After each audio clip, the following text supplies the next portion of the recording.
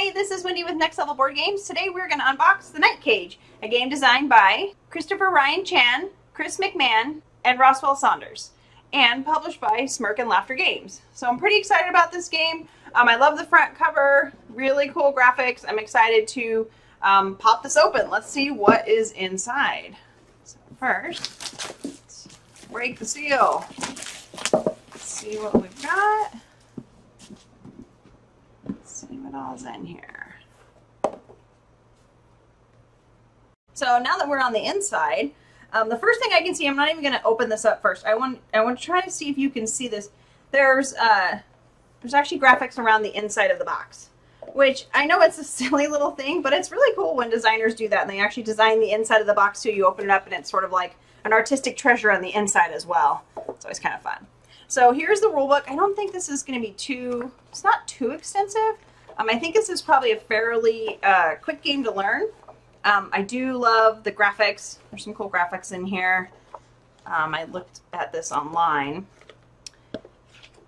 So yeah, not too crazy of a game book. So not going to be super, super hard to figure out. Oh, that's nice.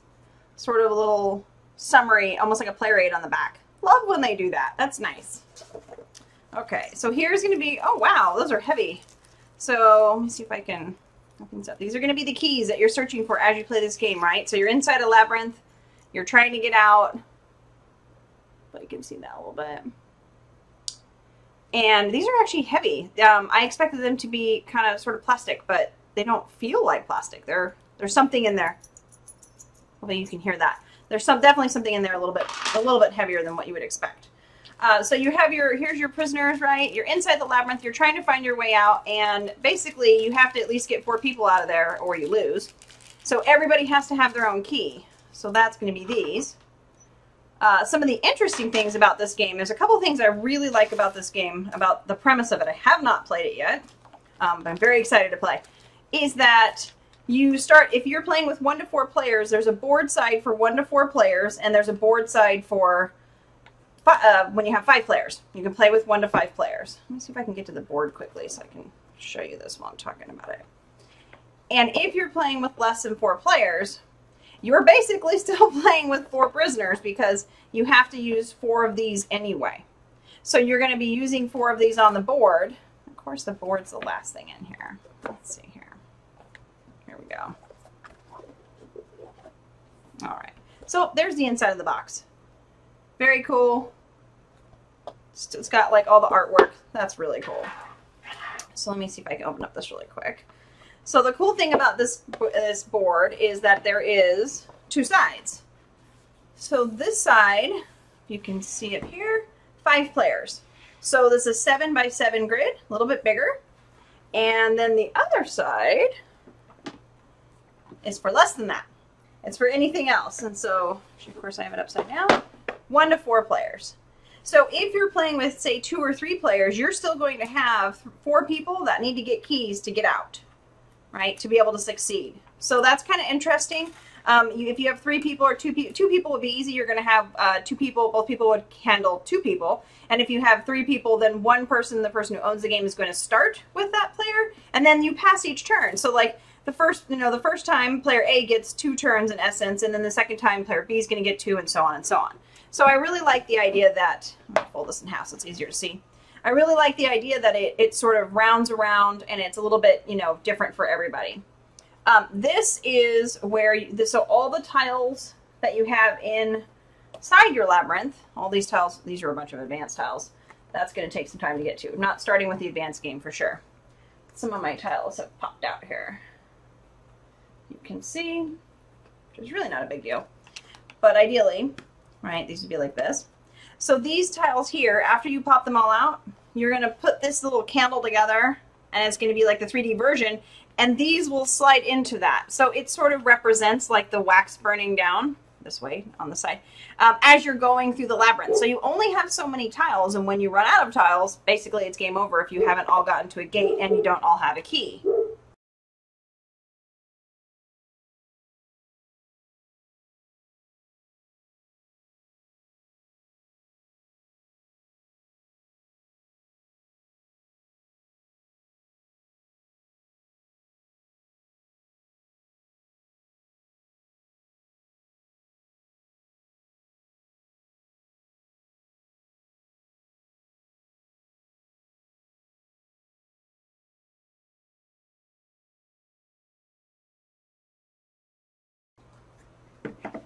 Ta-da! Okay, so small little pause there because I couldn't resist putting that together. And so basically, these pop out really easily. These are going to be stacked with this side up so that you don't know what's coming. I'm pretty sure that's how that goes. So you don't see what's coming. And this part of it sort of reminds me of like something like Betrayal on the House on the Hill, where you flip over tiles and that's what's going to be next to you and you don't necessarily know what's coming or how that's going to work out for you. So anyway, you get the idea of that. So that's that. So these basically are going to be your lifeline. So just as on the outside of the candle, the light gets darker and darker. When you run out of these tiles, it's pretty much the signal of game over. So hopefully everybody has a key by then and has made it to a gate. If not, you have lost. I have a feeling we're going to lose this one several times, but that we're also going to like it. It's going to be one of those games we're maybe not that good at, but that we still like. So those are some of the tokens. This is, I think, an advanced tile, if I'm not mistaken. I can't remember. I don't think that's a first player. I don't know what. I don't remember what that is. These are nerve tokens, and so these are tokens that can help you. Everybody starts with one. They can help you do like special abilities, like if you get hit with the wax monster, which looks like this guy right here. You have to throw away 3 tiles, which is a lot. And so if more than one person gets hit, you're going to run out of tiles quickly. But you can use one of these to deflect one of those tiles, so you would only have to throw out 2. So these are probably going to be something you use very strategically. There's also plenty of other uses for these. That's just one example. But everybody starts with one of those. And then what else is in here? So an awful lot of these, right? It's tons of little pathways. So the main idea in this game is that when you are on a spot, you light up the things orthogonally, the spaces that are orthogonally to you, not diagonally to you. So you don't light up these up, right? Because you just have this little candle and you only light up these spaces. So if I were here and I moved here, then I would light up these 2 spaces and this one, and I came from this one, so that one's still lit up, and these ones I would have to put out new tiles and decide where I want to go. Then these 2, which were previously lit up, would fall off unless some other person was nearby also lighting those up. So the idea about this being a labyrinth is, as you're moving through, you have this tiny little candle with you, and it only lights up a very small space around you. And so as soon as you move away, that light's gone, and those tiles are gone forever. And then you have to draw new tiles if you double back. So you can't necessarily, the board's basically changing all the time is how that works. And so the one cool thing though is, like, if I step here and I go and I'm here, this square that gets lit up is not here, it's on the other side. So it's almost like going through Pac-Man, where you can go through one side, come through the other. The lit up spaces will work like that in here as well. So what else is in here? I think it's mainly just tiles. Oh wait, we got one more thing. These advanced tiles. Okay, so these are our gates for getting out. This is the only tile that multiple players can be on at the same time. And if you can't only, that's the other thing, you can only carry 1 key. So if you find multiple keys and somebody else doesn't have one, that's going to be a bummer, because you're probably going to lose the key and it's not going to be good. So then here is the little game card for your discards. So again, 2-sided, really cool. So this is for 4 prisoners, because anytime you play with 1 to 4 players, you're always going to have 4 prisoners, like I said in the beginning. And then as you discard stuff, you put them on these specific piles. This is kind of another interesting thing about this game, is you actually get to go back and look at these anytime you want, which a lot of games, once it's like flipped over, like say Tranquility or something like that, you've played it, you can't ever go back and like look at those. And then if you're playing with 5 prisoners, if you have 5 people, then you would have this side. So the cool thing is that the numbers are going to match exactly how many things you're playing with. So if you're playing with a less amount of people, some of the different numbers of cards and tokens and stuff change. So you won't want to just pop these out and fill up the thing. You need to pay attention to what it tells you can put out. And that's pretty much everything that's in the Night Cage. So it's a double-sided board, a double-sided discard board, a whole bunch of tokies to go through the room, which it seems like a whole bunch. But then if you're getting hit by wax monsters and losing 3 at a time, it's going to go real fast.